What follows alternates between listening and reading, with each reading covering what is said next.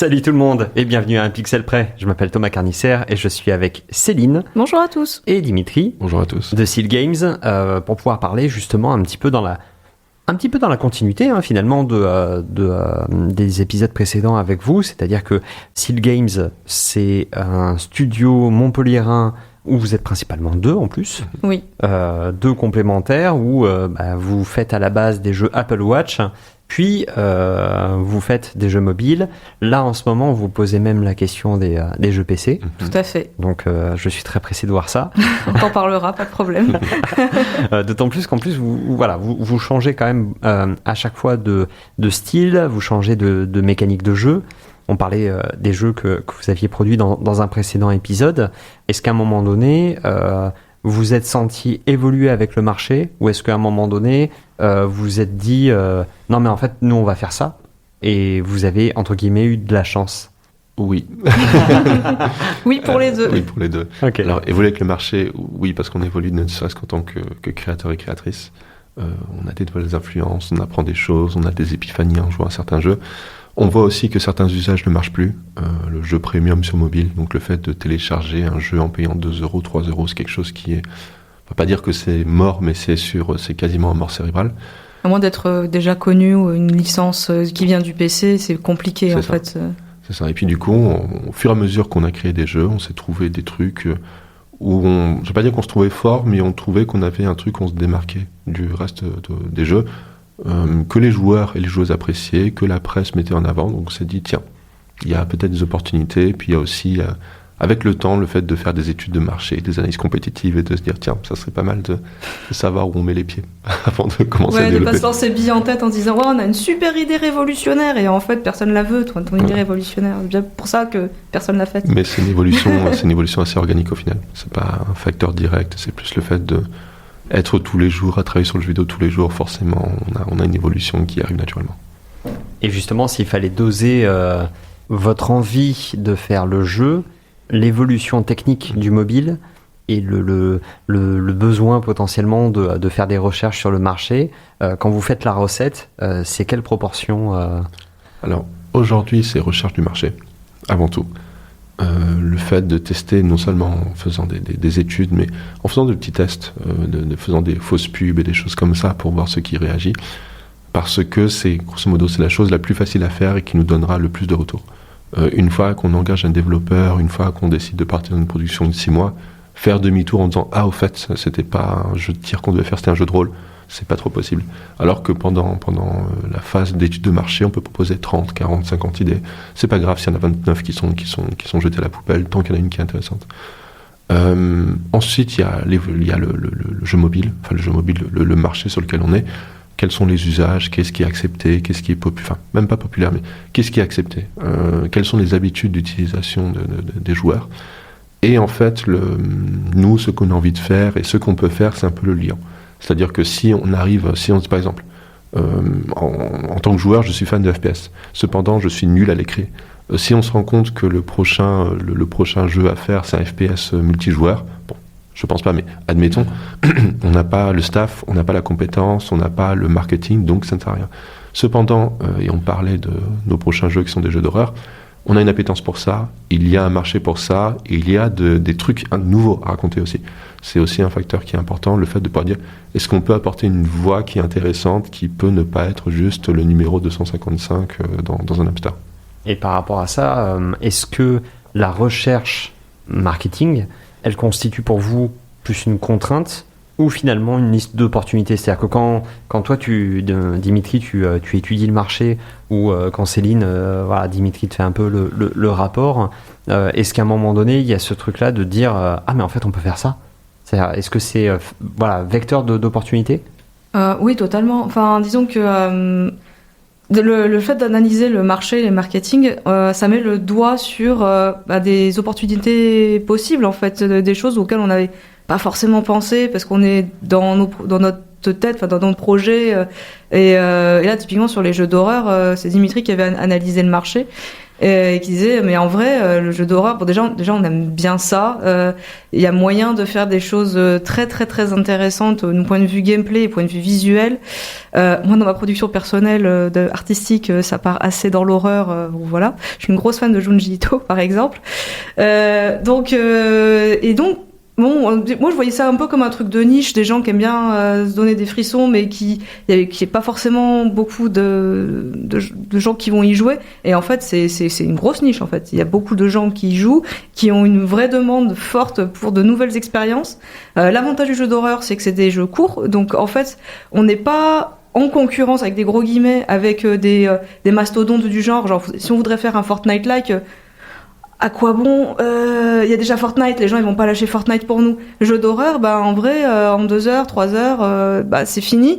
Mais les gens ils ont encore une demande, encore une envie d'une nouvelle expérience, et on peut proposer quelque chose de nouveau. Donc c'est, là-dessus c'était une opportunité qui a été un petit peu mise en valeur par la recherche marketing, tout simplement, la recherche de marché. Et il n'y a pas de danger de s'y perdre justement quand on... Vous avez démarré de Apple Watch, mais effectivement, vous avez fait la migration il y a quelques années avec le jeu mobile, même si je pense pas que vous vous fermiez à potentiellement faire un nouveau jeu Apple Watch si jamais ça venait sur le tapis. Tout à fait. Par contre, le jeu PC, effectivement, on est sur un autre marché que le jeu mobile. Est-ce qu'il y a quand même une porosité dans les habitudes, dans les joueurs, ou est-ce qu'à un moment donné, il va falloir repenser un petit peu votre façon de travailler ? Il faut totalement repenser la façon de travailler. Alors, je vais faire des généralités, ça ne s'applique absolument pas à tous les joueurs mobiles, mais c'est plus en termes de tendance. Le joueur mobile a l'habitude de télécharger une application qui est gratuite et a peu de patience à cet égard. C'est-à-dire que, grosso modo, à partir du moment où il a téléchargé l'application, on a 5, 10, 15 secondes au maximum pour séduire le joueur. Donc, quand on conçoit un tutoriel, quand on conçoit un écran de chargement, quand on conçoit les premiers niveaux, c'est une réflexion totalement différente. Le joueur ou la joueuse Steam me paraît un peu différent. C'est-à-dire que leur expérience commence en scrollant sur une page Steam. Donc, avec une vignette, donc avec un titre, donc avec un truc où il y a marqué review extrêmement positive, très positive, etc. Donc, avec des tags. Ça suppose que nous, notre travail de design, si on veut être efficace, c'est de se dire, tiens, si on est dans le tag horreur psychologique ou dans le tag cozy, on sait qui seront au-dessus et en dessous de nous, et donc du coup, il faut s'assurer que au moins les joueurs et les joueuses puissent s'y retrouver. Parce que si tu es dans le tag horreur psychologique et que tu te retrouves à faire du FIFA, alors c'est un certain type d'horreur psychologique, ouais. mais je suis pas sûr que c'est ce que l'audience s'attend. Donc du coup, en effet, c'est un processus de design qui est très différent, mais qui pour nous est assez plaisant parce que ça s'imbrique vraiment dans la logique de design. Et on a l'impression que c'est des conditions de jugement qui sont plus difficiles de premier abord. C'est-à-dire que quelqu'un qui va acheter sur Steam aura beaucoup plus de prérequis, voudra qu'il y ait de bonnes notes, de ci, de ça. Cependant, une fois que c'est acheté, on peut penser raisonnablement que le jeu ne va pas être quitté en 2 minutes. Ce qui laisse le temps d'installer une ambiance, etc. Pour résumer, c'est comme si, grosso modo, la différence entre aller dans un cinéma pour voir un film et se dire, bon, le premier quart d'heure, prend peut-être son temps, mais c'est pas grave, versus avoir une série sur Netflix ou de pouvoir zapper entre 400 chaînes. Quand on zappe sur 400 chaînes, les 3 premières secondes où on tombe sur, sur Koh-Lanta ou sur un documentaire, etc., si c'est pas percutant, on passe à autre chose. Et par rapport à ça, donc effectivement, vous avez varié énormément de styles. Là, vous vous dirigez vers l'horreur, alors que l'un de vos précédents jeux, c'était un jeu tout cosy avec... Alors, on a un jeu d'horreur qui commence comme quelque chose de cosy. Oui, mais si ça est de l'horreur, est-ce que ça peut être cosy en même temps ? Je pense que la première heure de jeu sera très cosy. Oui. À peu de choses près. Et oui, on pense que... Ça demanderait 3 autres émissions pour théoriser tout ça, mais dans l'absolu, l'horreur peut être cosy si on est protégé de l'horreur. C'est par exemple les personnes qui ont joué aux anciens Resident Evil, les moments dans les salles de sauvegarde avec la machine à écrire où on sait qu'il n'y a pas de danger, c'est des moments qui sont dans l'absolu extrêmement cosy. Parce qu'il y a l'horreur oui, autour. parce qu'ils se définissent en contraste avec le danger environnant. Et justement, les passages qui sont efficaces, c'est quand on prend ce qui est un refuge, un moment cosy, qui est cosy pendant 99% du temps, et que une fois, il y a Nemesis où il y a Monsieur X qui défonce la porte et même les salles de sauvegarde ne sont plus safe. Donc il y a des... En fait, c'est un peu comme un élastique, en fait. L'horreur, le cosy, c'est un peu comme un élastique qu'on tend, qu'on détend et qui donne des expériences intéressantes dans l'entropie qu'on arrive à en trouver entre les deux.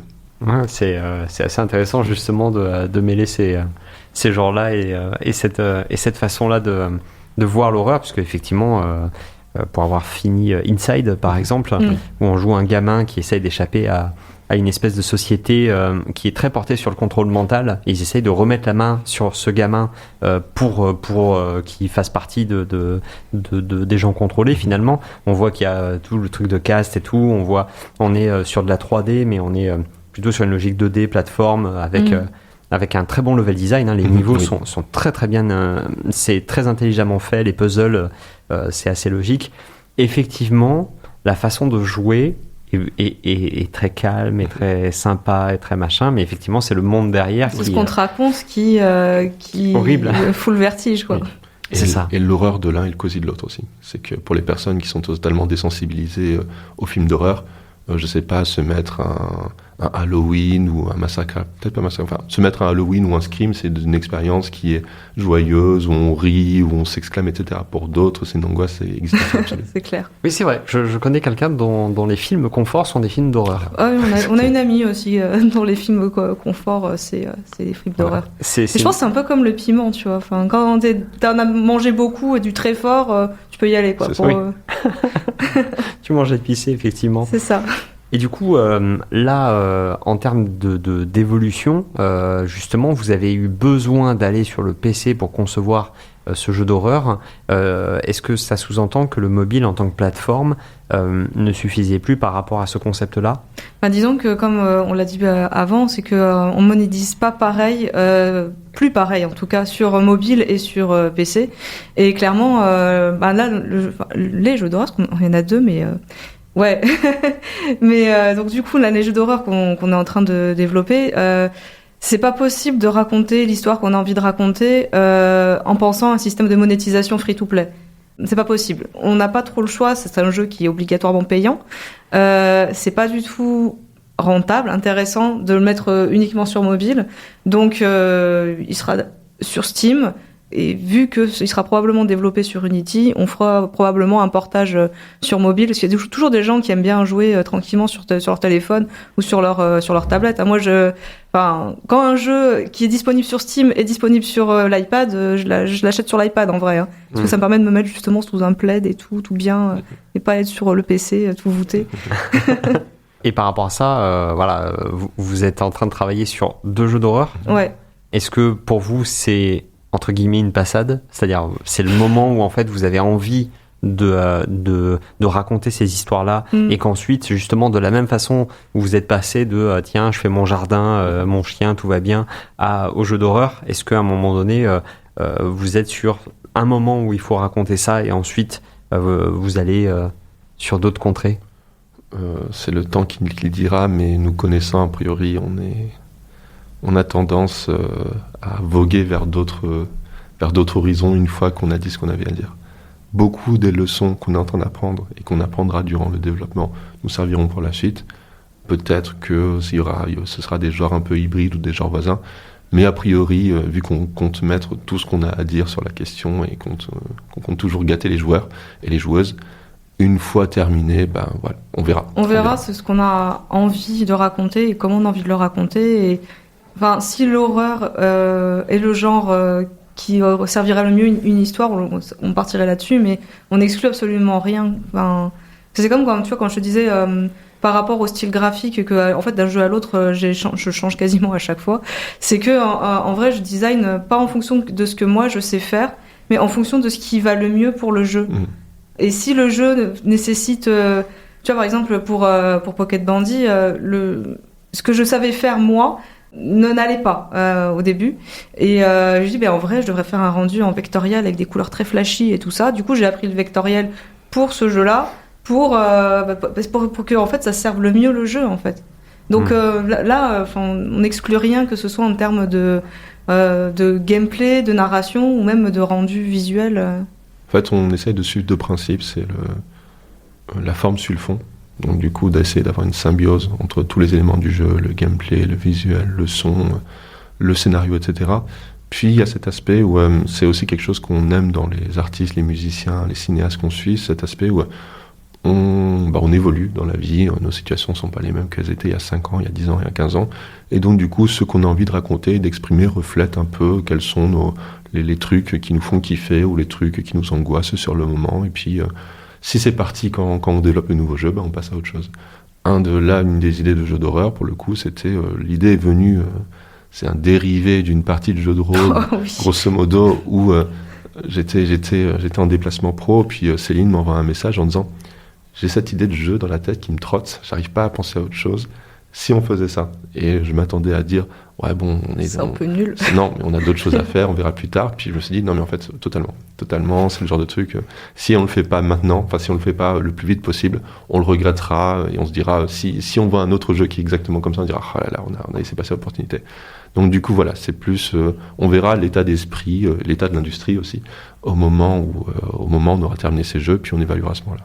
Nous discutions un petit peu de la façon dont l'industrie évoluait. Effectivement, on partait sur la niche des jeux d'horreur, qui en fait est une grosse niche en fait. Oui. C'est-à-dire que les jeux d'horreur, c'est très publicité. Et pour le coup, il y a en plus tout un pan de gens qui vont pas regarder des films d'horreur, qui vont jouer à des jeux d'horreur quand même. Et pareil, des gens qui jouent à des jeux d'horreur parce que les films, entre guillemets, ne leur font plus assez peur. Il y a des gens qui ont l'habitude des films d'horreur, mais qui par contre vont avoir peur dans les jeux d'horreur parce que le contrôle de la caméra, parce que la narration immersive, parce que ça s'autorise des choses qu'on voit pas souvent dans les films, souvent à cause du budget, très clairement. Ouais. Je me rappelle même plus quel jeu avait cette espèce de mécanique. Techniquement, c'était pas si complexe que ça, mais c'était très bien joué. En fait, on rentre dans une pièce. Si on se retourne, la porte n'existe plus, c'est-à-dire que c'est un mur à la place. On est dans une pièce de type bibliothèque, mais assez petite. Et en fait, quand on se retourne, en fait, on voit une forêt. Dans notre champ de vision, on voit plus que la forêt.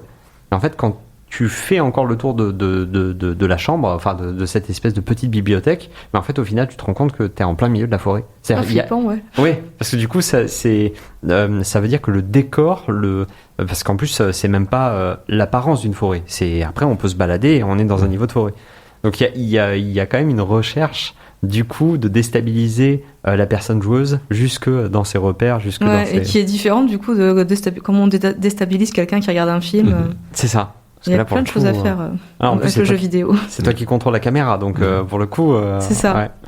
Non, c'est plutôt bien joué. Et effectivement, oui, on a quand même une évolution de marché qui selon vous, parce que ça va être une grande question existentielle, est-ce que selon vous, justement, le marché du jeu vidéo actuel, y compris dans son resserrement, puisque là on a quelques chaînes d'information en continu, on a des médias traditionnels qui ont commencé à parler justement du resserrement de l'industrie, est-ce que pour vous, en fait, d'un point de vue créatif, on est toujours, ou voire même on est plus dans quelque chose qui permet, j'allais dire, du jeu vidéo d'auteur? Vas-y. Ok. T'as l'air bien parti. Alors, oui et non et oui. D'abord parce que, en fait, il n'a jamais été aussi facile de créer un jeu vidéo. Que ce soit Unreal, que ce soit Unity, Twine. Maintenant, il y a même des jeux type Roblox ou les Fortnite Creative, ce qui permettent de créer des expériences de qualité. Ce qui fait que n'importe qui, avec un peu d'huile de coude et de volonté, peut arriver à faire des expériences très intéressantes. La conséquence de ça fait que les stores sont embouteillés. Embouteillés sur mobile, embouteillés sur PC, embouteillés sur itch.io, etc. Je crois que sur mobile, il y a quelque chose comme 10 000 jeux par jour qui sortent. Je ne sais plus le chiffre exact. Non, peut-être pas 10 000, peut-être 10 000 par mois, je ne sais plus, non. Enfin bon, en tout cas, on est dans l'ordre de plusieurs milliers de jeux par jour qui sortent. Donc comment faire pour se distinguer?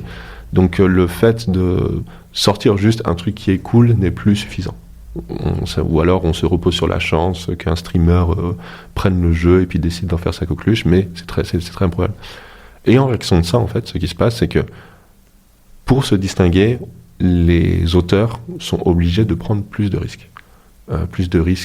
Des fois dans le mauvais sens, dans des sens tragiques, dans le sens où ça fait des budgets plus gros, et donc du coup des retours sur investissement qui sont plus compliqués, et donc du coup plus de pression, etc. mais ça peut être du risque dans le bon sens du terme, où on se dit, tiens, créativement, je sais pas, mon FPS, il y en a 10 000 qui sont comme ça, comment je peux prendre la chose? Et ça peut donner des petites pépites comme Lethal Company, comme les Backrooms, comme plein de trucs comme ça. Donc, je dirais oui, mais la concurrence et la visibilité sont vraiment le combat actuel. On peut plus juste faire un jeu sympa. Faut vraiment sortir du lot d'une façon ou d'une autre pour se démarquer. Après, c'est là où c'est une chance d'être indépendant, parce qu'on a moins de contraintes. Forcément, on n'a pas de gens à qui répondre de comment est dépensé l'argent ou ce genre de choses. Ce qui est beaucoup plus compliqué, par exemple, pour les gros studios de se renouveler. Il y a un peu cette critique-là de jeux AAA qui restent sur les mêmes recettes qui ont marché par le passé et qui resservent toujours les mêmes recettes et sans grandes innovations, si ce n'est que c'est plus joli ou plus ci, plus ça. Parce que c'est un jeu vidéo, ça coûte cher, donc quoi qu'il arrive, ils ont besoin d'avoir un retour sur investissement à un moment donné. Et là, oui, le fait que le marché est saturé de toute façon, que ce soit sur mobile, sur PC, sur console, avec Switch, Bien sûr. pour inciter les gens à acheter, il faut quelque chose qui leur dise ce jeu-là plus qu'un autre. Et c'est soit parce que tel streamer en a parlé, qui a dit que c'était un jeu de fou, ou soit parce que la miniature intrigue, parce que le concept intrigue, d'une façon ou d'une autre. Le curseur se déplace en fait, ce n'est plus forcément être le meilleur, c'est être différent. Tu streams sur Twitch, tu le sais très bien.